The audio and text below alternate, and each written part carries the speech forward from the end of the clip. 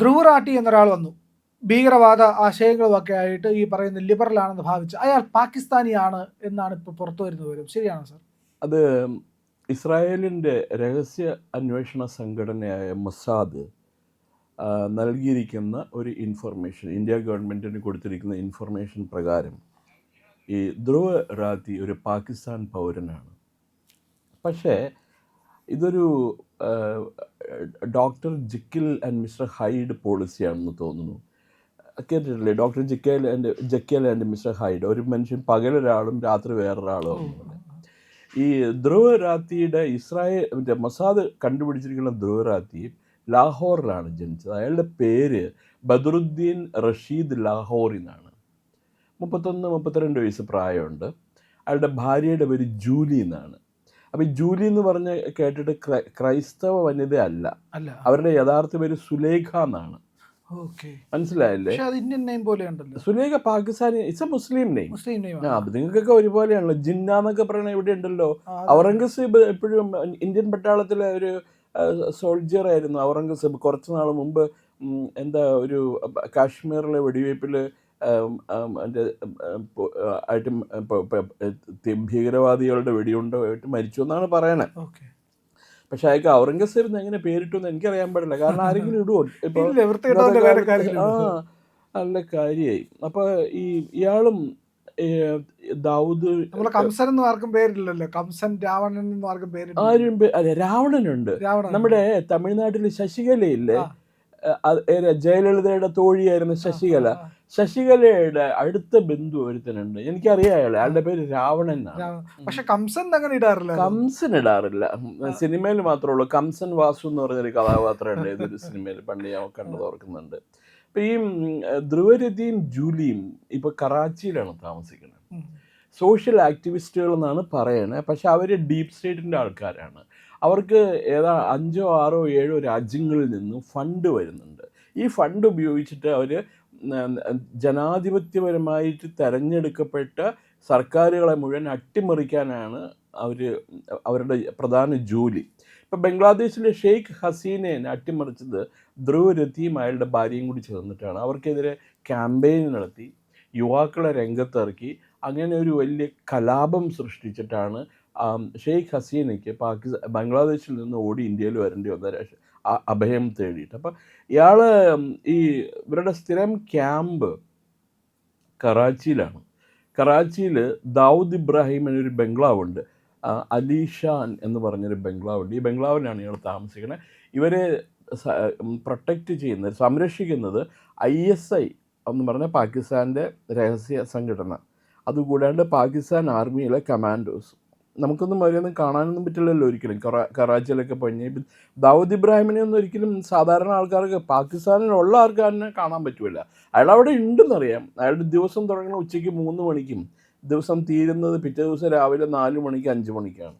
ആ രീതിയിലാണ് യഥാർത്ഥ ദാവൂദ് ഇബ്രാഹിം പ്രവർത്തിക്കുന്നത്.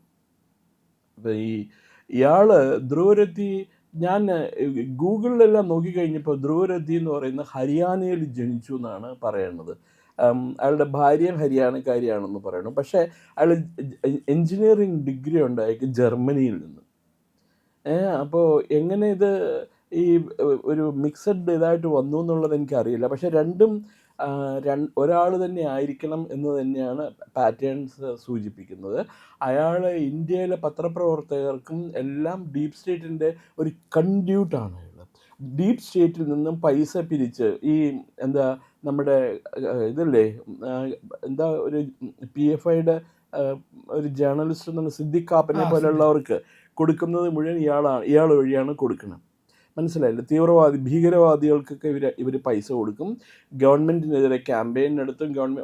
ഒന്നും ഇല്ലാത്ത ഇഷ്യൂസിൽ നിന്ന് അവർ എന്തെങ്കിലും പ്രശ്നങ്ങൾ സൃഷ്ടിക്കും. Making a mountain out of a mole എന്ന് പറയും. Making a mountain out of a mole എന്ന് പറയാറുണ്ട്. ഒന്നുമില്ലായ്മയിൽ നിന്നും വൻ ഇതുണ്ടാകും. അപ്പം നമ്മുടെ ഈ കാർഷിക സമരം, അതെ, കാർഷിക സമരം ഉണ്ടായില്ലേ, 1 വർഷം നീണ്ടു നിന്ന കാർഷിക സമരം. പിന്നെ നമ്മുടെ CAA, സിറ്റിസൺഷിപ്പ് അമെൻമെൻറ്റ് ആക്ട്, ഇതിനകത്തൊക്കെ വലിയ പ്രശ്നം നടത്തിയത് ഇങ്ങനെയുള്ള അലവലാദികൾ ചേർന്നിട്ടാണ്. ഇപ്പോൾ ഒരുത്തൻ അവിടെ ജാമ്യത്തിന് വേണ്ടി കിടന്ന് ശ്വാസം മുട്ടുക, സുപ്രീം കോടതി അവന് ജാമ്യം കൊടുക്കാൻ തയ്യാറായിട്ടില്ല. എന്തോ ഒരു മേത്തനുണ്ട് മറ്റേ ഇന്ത്യയിൽ നിന്നും നോർത്ത് ഈസ്റ്റിലേക്കുള്ള ഒരു ചിക്കൻ സ്നെക്കുണ്ട്, അവിടെ മുറിച്ച് കളഞ്ഞാൽ പിന്നെ വീട്ടിൽ അവിടെ പോകാൻ പറ്റൂല. അപ്പം അങ്ങനെ നമുക്ക് അത് സെപ്പറേറ്റ് രാജ്യമാക്കാമെന്ന് പറഞ്ഞു. കലാപമൊക്കെ നടത്താൻ അപ്പം ശ്രമിച്ചു. ഞാനോ പ്രിയനോ അത് പറഞ്ഞാൽ നമ്മളെ പിടിച്ച് ജയിലിലിടും. ഇപ്പം ഇവനെ അന്ന് ബാധകമല്ല, അതൊക്കെ അഭിപ്രായ സ്വാതന്ത്ര്യമാണ് അവൻ്റെ. അപ്പോൾ ഇങ്ങനെ ഒരു സംഭവമുണ്ട്. ഇത് ഈ ധ്രുവരതി എന്നുള്ളത് ഹിന്ദു പേരാണ്. അത് പഴയ ഒരു ഇസ്ലാമിക് തീവ്രവാദികളുടെ പണ്ടത്തെ ശൈലിയിലാണ് അവർ ഓപ്പറേറ്റ് ചെയ്യുന്നത്. പണ്ട് കശ്മീരിൽ ഇവർ പാകിസ്ഥാനിൽ നിന്നും അഫ്ഗാനിസ്ഥാനിൽ നിന്നൊക്കെ നുഴഞ്ഞു കയറി ഹിന്ദു പേരിൽ വരും. അന്ന് കശ്മീർ ഹിന്ദു സംസ്ഥാനമായിരുന്നു, മെജോറിറ്റി ഹിന്ദു ആൾക്കാരായിരുന്നു. അവരെ എന്നിട്ട് ഈ ഹിന്ദു പേരൊക്കെ ആയിട്ട് കല്യാണം കഴിക്കും ഹിന്ദു വനിതകളെ. അതുകൊണ്ട് കുറച്ച് ദിവസം കഴിഞ്ഞിട്ട് മതം മാറിയില്ലെങ്കിൽ തല്ലി എല്ലൊടിച്ച് നിർബന്ധിച്ച് മതം മാറ്റിക്കും. പിന്നെ ബീഫൊക്കെ തീറ്റിക്കും, പോർക്ക് മാത്രം തീറ്റിക്കില്ല. അത് അവരുടെ ശൈലിയാണ്, ഭീകരന്മാരുടെ രീതി അത് തന്നെയാണ്. ഈ ധ്രുവറാട്ടി എന്നിട്ട് ജർമ്മനിയിലാണ് കഴിയുന്നത്. അയാൾ ജർമ്മനിയിൽ നിന്നാണ് ഡിഗ്രി എല്ലാം പാസ്സായിക്കണേ, എഞ്ചിനീയറിംഗ് ഡിഗ്രിയോ സയൻസ് ഡിഗ്രിയൊക്കെ പാസ്സായിക്കണേ ജർമ്മനിയിലാണ്. ഗൂഗിളിൽ അയാളെ പറ്റി പറയുന്നത് ജർമ്മനിയിലാണ് അയാളെന്നാണ് പറയുന്നത്. പക്ഷേ അയാളെ അറസ്റ്റ് ചെയ്തിട്ടില്ല ഇതുവരെ.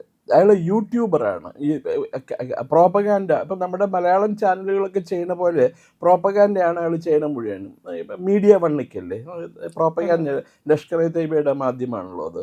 അപ്പോൾ പിന്നെ അവർക്ക് ജയ്ഷെ മുഹമ്മദൊക്കെ ആയിട്ട് ബന്ധമുണ്ട്. അത് റാവുത്തരോ ഹബീബോ എന്താണ്ടൊക്കെ ഉണ്ടല്ലോ അവിടെ കുറേ എണ്ണം അവരൊക്കെ. അപ്പോൾ അതേപോലെയുള്ള ഒരു യൂട്യൂബറാണ് അയാൾ. അപ്പോൾ ഇത് നമ്മൾ വേറൊരു കാര്യമുണ്ട്. കഴിഞ്ഞ ദിവസം ഈ ഉത്തർപ്രദേശിലൊരു സംഭവം നടന്നു.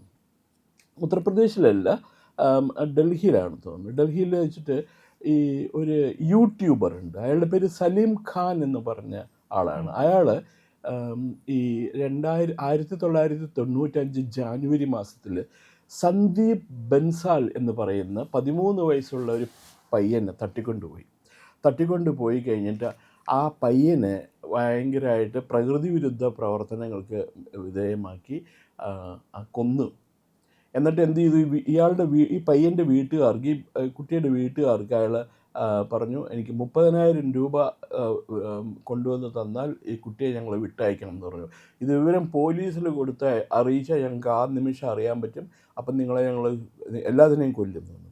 അപ്പോൾ ഈ കുട്ടിയുടെ അച്ഛനും അമ്മയും പാടുവിട്ട് 30,000 രൂപ ഉണ്ടാക്കിയപ്പോൾ കൊടുക്കേണ്ടത് ഏതോ ഒരു ബസ്സിലൊരു പെട്ടി വെച്ചിട്ടുണ്ട്, ആ പെട്ടി കൊണ്ടിടാനാണ് പറഞ്ഞ് അവരത് കൊണ്ടിട്ടു. കുട്ടീനെ കിട്ടിയില്ല. അവസാനം കിട്ടിയത് കുട്ടിയുടെ മൃതദേഹമാണ്.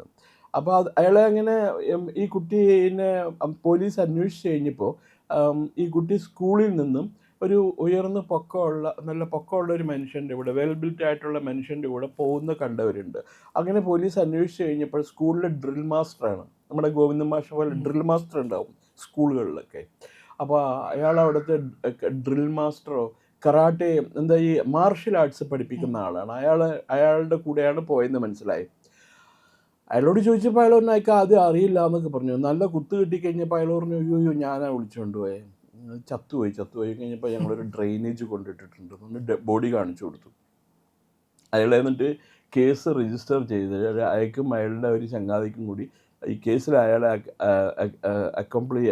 അക്കോംപ്ലീസ് ആയിരുന്ന ഒരു മനുഷ്യനെയും കൂടി ജീവപര്യന്തം ശിക്ഷിച്ചു. എന്നിട്ട് ഈ 2000 ആണ്ടിൽ ഇയാൾ ഈ ശിക്ഷ കിട്ടിക്കഴിഞ്ഞിട്ട് പരോളിലിറങ്ങി, ബെയിലിലിറങ്ങി. എന്തായാലും പറയണേ ഇൻ്ററിം ബെയിലിലിറങ്ങിയിട്ട് ഇയാൾ മുങ്ങി. പിന്നെ 26 വർഷം കഴിഞ്ഞ് ഈ ആഴ്ചയിൽ നമ്മുടെ വെള്ളിയാഴ്ച വെച്ചാണ് അയാളെ പോലീസ് അറസ്റ്റ് ചെയ്തത്. അപ്പോൾ ഇയാളുടെ പേര് സലീം ഖാൻ എന്നാണ്, ഈ കൊലപാതകിയുടെ പേര്. ഇയാൾ ജയിലിൽ നിന്ന് ജാമ്യത്തിൽ ഇറങ്ങിയിട്ട് ഇയാളുടെ പേര് മാറ്റി സലീം വസ്തി എന്നൊക്കെയാണെന്ന് തോന്നുന്നു അയാളുടെ പേര്. ഞാൻ പേര് എഴുതി വച്ചിട്ടുണ്ടായിരുന്നു ഇവിടെ, സലീം വസ്തി അങ്ങനെയാണ്. ഹിന്ദുവായി എന്ന് മാത്രമല്ല, ഇസ്ലാമിക് മതത്തിലെ ആൾക്കാരെ കുറിച്ചൊക്കെ അയാൾ മോശമായിട്ട് യൂട്യൂബൊക്കെ ഇറക്കാൻ തുടങ്ങി, to convince the people that he is Hindu. അതുപോലെ മറ്റുള്ളവരുടെ പോലീസിൻ്റെ കണ്ണു വെട്ടിക്കാൻ വേണ്ടിയിട്ട്. അപ്പോൾ അങ്ങനെ ഇത് കണ്ടിട്ട് ഇയാൾ ഇസ്ലാമിക് മതത്തിനെതിരെ പ്രസംഗിക്കണ കണ്ടിട്ട് എന്ത് ചെയ്തതെന്നറിയാം, 2 കാക്കാമാർ കൂട്ടിയൊക്കെ ഇയാൾക്ക് നല്ല കുത്തു വെച്ച് കൊടുത്ത് പരിക്ക് പറ്റി ആശുപത്രിയിലായി കഴിഞ്ഞപ്പോൾ ആശുപത്രിയിലുള്ള ഏതോ സെക്യൂരിറ്റി ഗാർഡോ ഏതോ അറ്റൻഡറോ ഇയാളാ മറ്റേ ഇവനല്ലേ സലീം ഖാൻ അല്ലേ എന്ന് പറഞ്ഞ് പോലീസുകാരോട് പറഞ്ഞു കൊടുത്തു.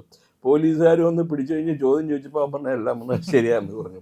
അപ്പോൾ അങ്ങനെ ഇവർ പേര് മാറ്റി ഇവർ ആൾമാരായിട്ട് നടത്താൻ ഇവർ വളരെ മിടുക്കന്മാരാണ്. ഈ തീവ്രവാദികൾ ജിഹാദികളുടെ അവർക്ക് എനിക്ക് തോന്നുന്നു അവരെ മദ്രസയിൽ പഠിപ്പിക്കേണ്ടെന്ന് തോന്നുന്നു. ഇന്നലെ ഏതോ ഒരു രാഷ്ട്രീയ നേതാവ് പറഞ്ഞു കേട്ടില്ല, കുഞ്ഞാലിക്കുട്ടി പറഞ്ഞു കേട്ടില്ല, മദ്രസ ഇല്ലെങ്കിൽ നമ്മളൊക്കെ ഹിന്ദുക്കളെ പോലെ ആയി പോകുന്നു, കഴിവിട്ടവരായി പോകുന്നു. അപ്പൊ മിക്കവാറും ഈ ഉസ്താദുമാരെ ഇത് പഠിപ്പിക്കണ്ടാവും, ആൾമാരോട്ടും ഇതുപോലുള്ള കളികളൊക്കെ പഠിപ്പിച്ചു കൊടുക്കണ്ടാവും. ഉസ്താദിനെ പ്രത്യേക രീതിയിൽ സന്തോഷിപ്പിക്കുമ്പോൾ ഉസ്താദ് വേണ്ട വിദ്യകളൊക്കെ പറഞ്ഞു കൊടുക്കുമായിരിക്കും. കൂടുതൽ വിവരങ്ങൾക്ക് ഭീകരർക്ക് കിട്ടുന്ന പ്രത്യേക ട്രെയിനിങ് അതാണ്. അതായത് ഇന്ത്യയിൽ നിന്ന് സർജിക്കൽ സ്ട്രൈക്കിന്റെ ഭാഗമായിട്ട് ഈ മേഖലകളിലൊക്കെ ചെന്ന് ആക്രമിക്കുമ്പോൾ, അതായത് ഈ ലോഞ്ച് പാഡുകൾ, ടെററിസ്റ്റ് ലോഞ്ച് പാഡുകൾ, ഈ ലോഞ്ച് പാഡുകളിലെല്ലാം തന്നെ മദ്രസയും ഒരു ചെറിയ ഇവർക്ക് ചെറിയ പള്ളിയുണ്ടല്ലോ, തൈക്കാവെന്നൊക്കെ നമ്മുടെ ഇവിടെ പറയുന്ന സാധനം പോലെ ഒരു സംവിധാനം, ഒരു ചെറിയ മോസ്കും മദ്രസയും ഇവിടെ ഉണ്ടായിരിക്കും. ഈ മദ്രസകളിൽ പാകിസ്ഥാനിൽ പ്രത്യേകിച്ചും പഠിപ്പിക്കുന്ന പരിപാടി എന്ന് പറഞ്ഞു കഴിഞ്ഞാൽ ഉസ്താദിനെ സന്തോഷിപ്പിക്കുക, ഉസ്താദ് തീവ്രവാദത്തിന് വേണ്ട സാധനങ്ങൾ ഇവർക്ക് കൊടുക്കുക എന്നുള്ളതാണ്. അല്ല, എനിക്ക് പ്രിയനൊരു കാര്യം അറിയോ, നമ്മുടെ ഈ ഇന്ത്യൻ ആർമിയുടെ ആണെങ്കിലും നേവിയുടെയൊക്കെ ആണെങ്കിലും കമാൻഡോ ആവുന്നതിന് എത്ര വർഷത്തെ ട്രെയിനിങ് കഴിഞ്ഞാലാണ് കമാൻഡോ ആവാൻ കഴിയുകയെന്നറിയാമോ? എന്തുമാത്രം സാങ്കേതികമായിട്ടുള്ള അറിവും ഇതൊക്കെ നേടിക്കഴിഞ്ഞാലാണ് ഒരു ആൾ മാർഷൽ ആർട്സിലും പിന്നെ ഷൂട്ടിങ്, ദെൻ കത്തിയേറ്, ഇതൊക്കെ കഴിച്ച് പിന്നെ അതുപോലെ എക്സ്പ്ലോസീവ്സ്, സ്ഫോടക വസ്തുക്കൾ കൈകാര്യം ചെയ്യുന്നതിൽ വളരെ എക്സ്പേർട്ട് ആയിരിക്കണം. അങ്ങനെയാണെങ്കിൽ മാത്രമേ നമുക്കൊരു കമാൻഡോ ആകാൻ പറ്റുള്ളൂ. പക്ഷേ ഈ മല്ലന്മാർ മുഴുവനും തീവ്രവാദികളും ഭീകരവാദികളാവുന്ന ഒരു ട്രെയിനിങ്ങും ഇല്ലാണ്ടാണ്.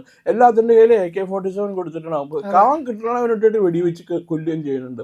ഇതിനെ പറ്റിയിട്ടാണ് ശരിക്കും ഒന്ന് അന്വേഷിക്കണം, എങ്ങനെ സാധ്യമാവണം ഇതെന്നുള്ളത്. തീർച്ചയായും. പിന്നെ അതിൻ്റെ കൂടെ ഇവരുടെ മോഡസ് ഓപ്പറാൻഡി പിന്നെ മുസൽമാൻ ഹിന്ദു ആവണം, ആ ഹിന്ദു പേരിൽ പോയിട്ട് വേണ്ടാതിനെ മുഴുവൻ കാണിക്കുന്നത്. പാവം ഹിന്ദുക്കൾ എന്ത് പഴിച്ചാലും. അല്ല, ധ്രുവരാഠി അത് തന്നെ, ധ്രുവരാഠി പറഞ്ഞുകൊണ്ടിരുന്ന ഉത്തരേന്ത്യ എന്നുള്ള ആളാണെന്നാണ്, ഇന്ത്യക്കാരനാണ് എന്നാണ് പറഞ്ഞുകൊണ്ടിരുന്നത്. ഇപ്പൊ അറിയുന്ന പാകിസ്ഥാനിയാണ്, ഭീകരനാണ് എന്നുള്ളതിന്റെ വിവരങ്ങൾ പേടിച്ച് ഒളിച്ചാണ്ടിരിക്കുന്നത്, വെളിയിറങ്ങില്ല. ജർമ്മനിയിൽ പോലും വെളിയിറങ്ങില്ല എന്നാണ് പറയുന്നത്. ദാവൂദ് ഇബ്രാഹിമിന്റെ വീട്ടിൽ പോയി താമസിക്കണം, അതുകൊണ്ടല്ലേ. അതെ. പ്രിയപ്പെട്ട പ്രേക്ഷകരെ, ഞങ്ങൾ ഇന്ത്യ ലൈവ് പതിപോലെ നമ്മൾ പറയുകയാണ്, മാധ്യമങ്ങളിൽ വരാത്ത, മറ്റു മാധ്യമങ്ങൾ പറയാത്ത വാർത്തകളാണ് നിങ്ങളുടെ മുന്നിലേക്ക് കൊണ്ടുവരുന്നത്. ഇത് പറയാൻ ഞങ്ങൾക്ക് പ്രേരണയും ശക്തിയും നിങ്ങളാണ്.